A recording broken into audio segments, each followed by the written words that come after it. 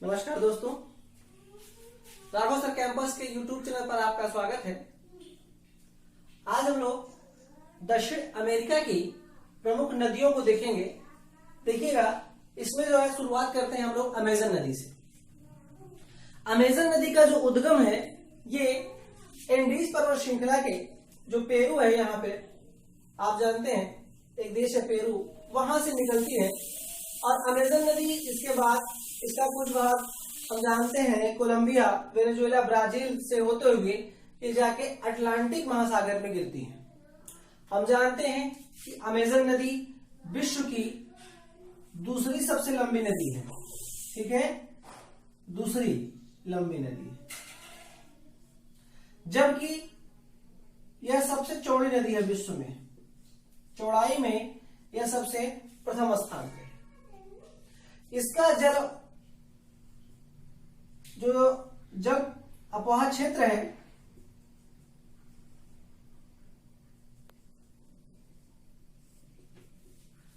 यह विश्व में सबसे बड़ा है।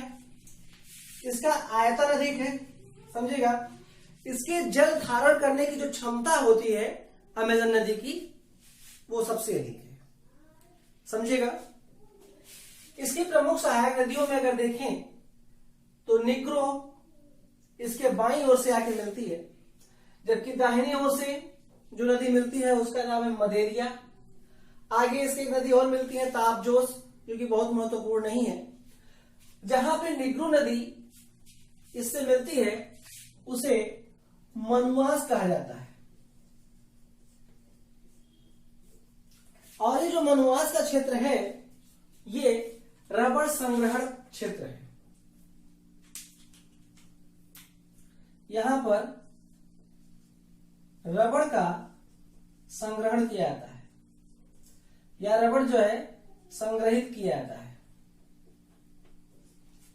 कहते हैं कि सबसे पहले जो है रबड़ के जो बागान लगाए गए वो इन क्षेत्रों में लगाए गए थे, समझिएगा।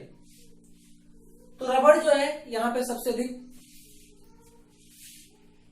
पाया जाता है, यहाँ रबड़ संग्रह केंद्र है। आगे हम जानते हैं इसके मुहाने पर, अमेजन नदी के मुहाने पर जो यहाँ पे पारा नदी बहती है उसके समीप कोलन बंदरगाह है, वह विश्व में रबड़ निर्यात के लिए प्रसिद्ध है। ठीक है, समझिएगा।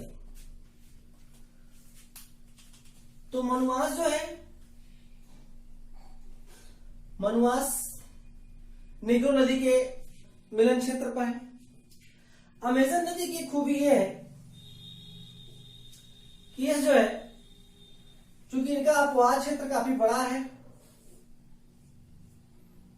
और जल धारण करने की क्षमता भी अधिक है।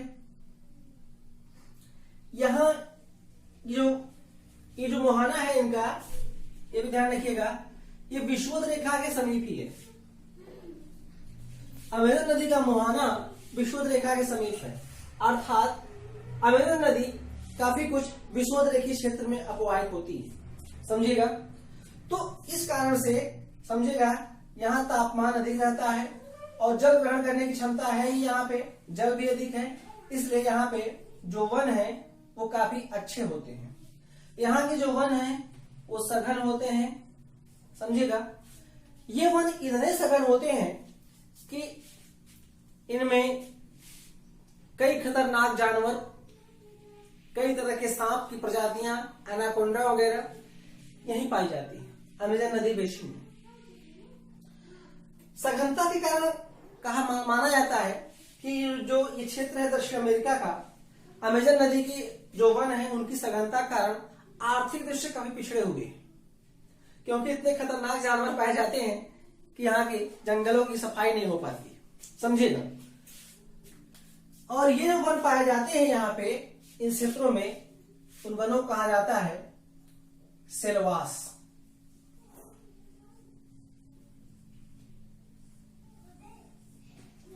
ये क्षेत्र जैव विविधता के दृष्टि से बहुत ही महत्वपूर्ण है। जैव विविधता,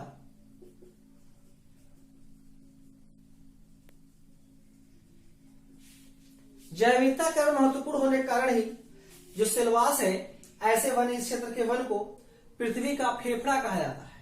ये जो वन है इन्हें पृथ्वी का फेफड़ा कहा जाता है, समझेगा।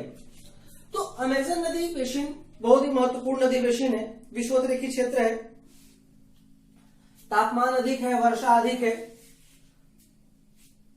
तो ये वन महत्वपूर्ण हो जाते हैं। अमेजन नदी के बारे में ध्यान रखिएगा, ये दक्षिण अमेरिका की सबसे लंबी नदी है, विश्व की दूसरी बड़ी लंबी नदी है और आकार में यह विश्व की सबसे बड़ी नदी है। जल ग्रहण करने की क्षमता में सबसे बड़ी नदी है, इसका आयतन सबसे अधिक होता है, ठीक है। ये जो यहाँ पे ये जो क्षेत्र है, इस क्षेत्र में जो जनजाति पाई जाती है रेड इंडियन, और ये जो क्षेत्र है पूरा यहाँ पर इसे मकावा कहते हैं। यहाँ मकावा एक खाड़ी भी है, अटलांटिक महासागर के समीप में ये तटीय क्षेत्र जो है। देखिए अब हम बात करेंगे ओरिनिको नदी की। ओरिनिको नदी देखिएगा, वास्तव में ये नदी वेनेजुएला में बहती है।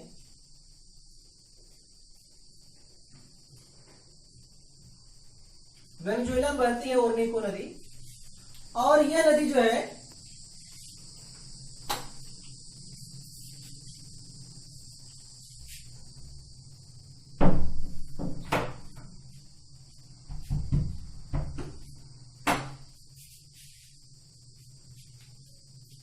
तो अब हम बात करेंगे ओरिनिको नदी की। देखिए ओरिनिको नदी जो है वास्तव में यह वेनेजुएला में बहती है। इनकी अगर हम इसकी उत्पत्ति की बात करें तो जो ओरिनिको नदी है इसकी उत्पत्ति गुयाना उच्च भूमि से होती है। जो गुयाना का पठार है उसके समीप, तो गुयाना उच्च भूमि से इस नदी का उद्गम होता है, और ये गुयाना उच्च भूमि के पश्चिम से होते हुए ये जाके अटलांटिक महासागर, उत्तरी अटलांटिक महासागर जिसे कहते हैं हम लोग, तो अटलांटिक महासागर में जाकर गिरती है, समझेगा।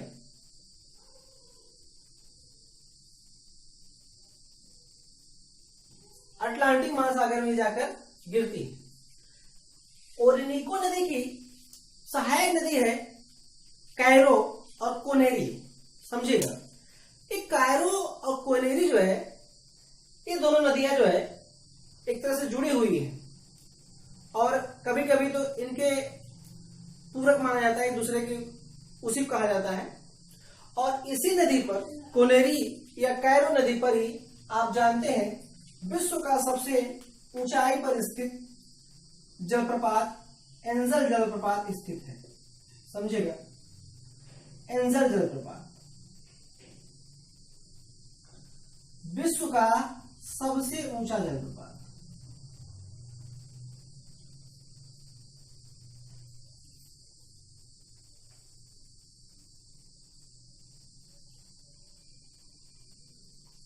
एंजल जलप्रपात जो है विश्व का सबसे ऊंचा जलप्रपात है। इसकी ऊंचाई इतनी अधिक है कि इस जलप्रपात का जो जल है नीचे गिरते गिरते वाष्प से बदल जाता है, समझेगा। इतना ऊंचाई से गिरता है, टाइम लगता है, तो वाष्प बन जाता है, और ये जल वाष्प के रूप में धुंध का रूप, कहीं कहीं धुंध का निर्माण भी करता है।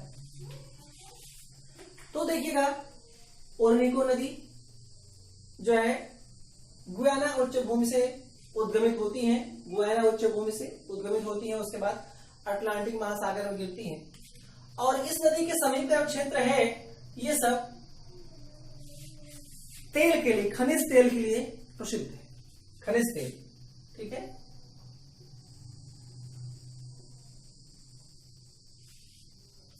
अब हम बात करेंगे कोलंबिया में बहने वाली मैग्डलिना नदी की।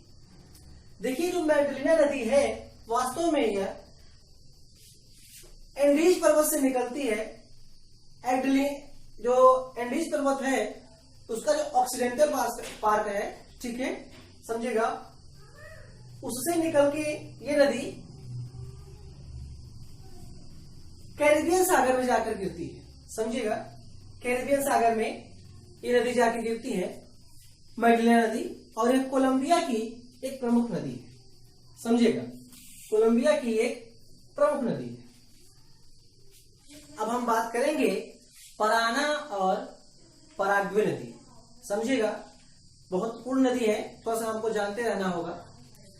देखिए जो पराना नदी है वास्तव में ये दक्षिण अमेरिका महाद्वीप की दूसरी सबसे लंबी नदी है।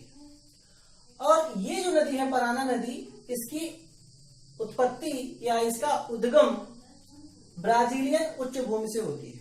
जो ब्राजीलियन हाईलैंड है, जो ब्राजील का उच्च भूमि है, वहां से होती है। और यह नदी ब्राजील के बाद पराग्वे, उरुग्वे, अर्जेंटीना होते हुए रियो डी ला प्लाटा जो खाड़ी है उसमें जाके गिरती है।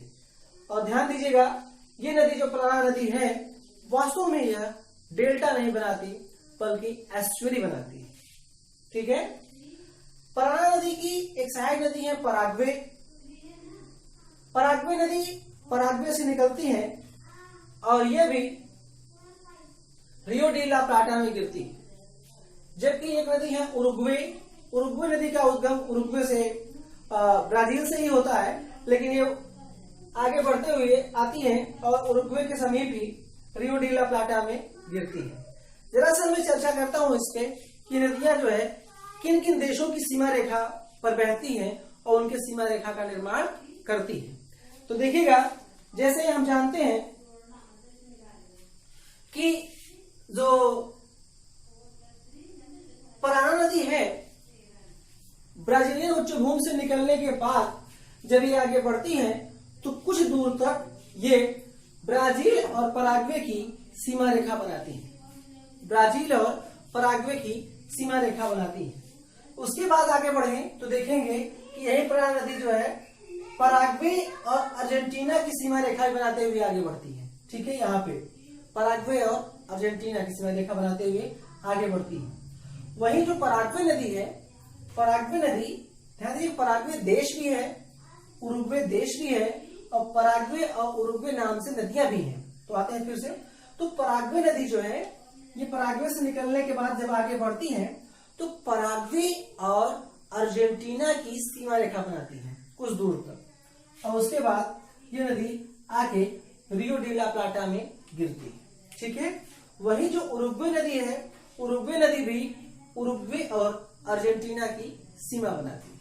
समझेगा, उरुग्वे जो है एकमात्र ऐसा देश है, समझेगा, जिसने जो है फुटबॉल टूर्नामेंट को, विश्व कप को आयोजित किया था और जीता भी था 1930 में। ठीक है।